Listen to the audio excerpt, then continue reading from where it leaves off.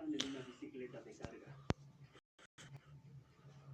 Por lo general, el día de entrega llevo unos 50 panes o más. Una de las cosas más gratificantes es admirar todos esos panes en la bicicleta y ver la emoción de tus clientes al